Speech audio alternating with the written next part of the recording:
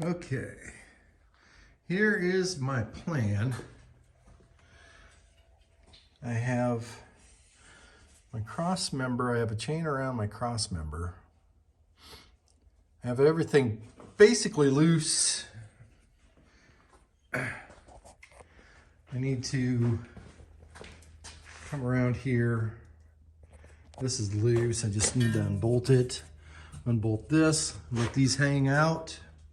Shocks are loose. Steering column is out.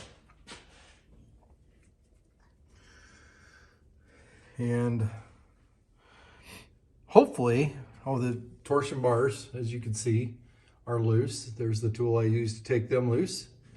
I have the car sitting up on blocks and jack stands. Here is the socket.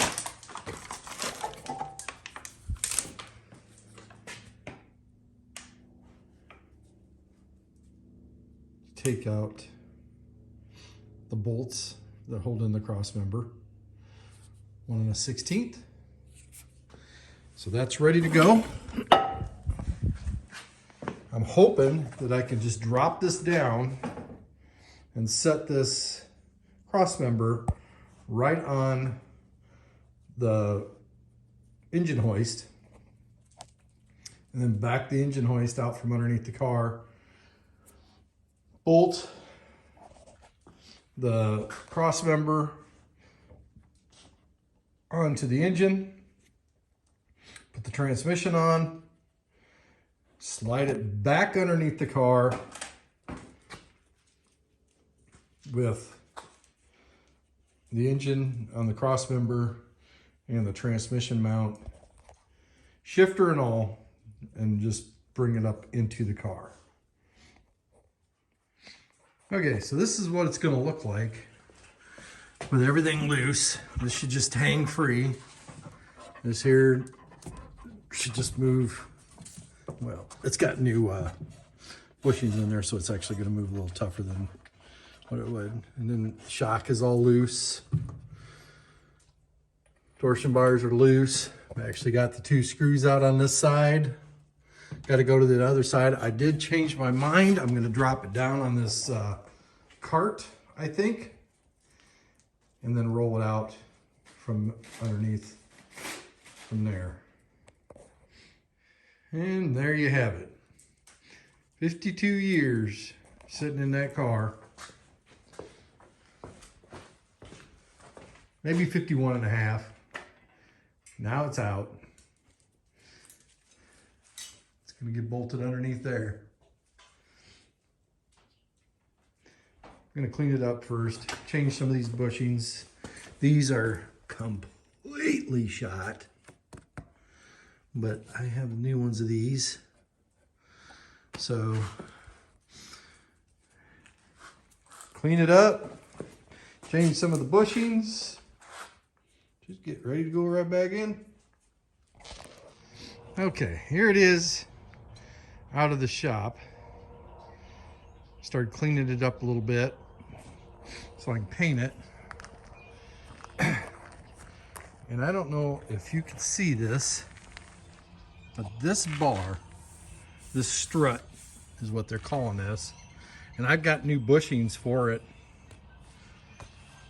But it's bent, fellers. It is bent.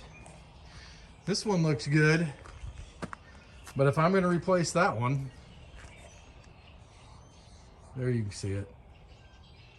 If I'm going to replace that one, I'm replacing this one right along with it. One thing that I have thought of when working on this car is the original service manual. I go back to that so many times. I got some good friends of mine that they know a lot more about these than I do. But the guy hates to be calling them all the time too. So that book there is like a Bible. Anyway, I'm gonna paint this I'm gonna probably end up doing a video on how to change these lower control arm struts, is what they're calling them. And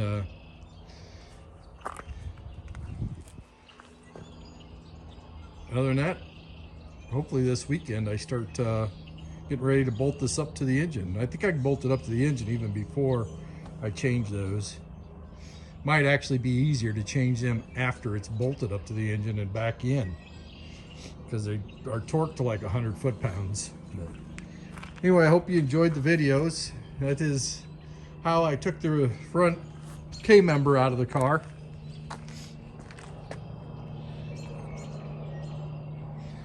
If you made it this far, thanks for watching. We'll see you next time.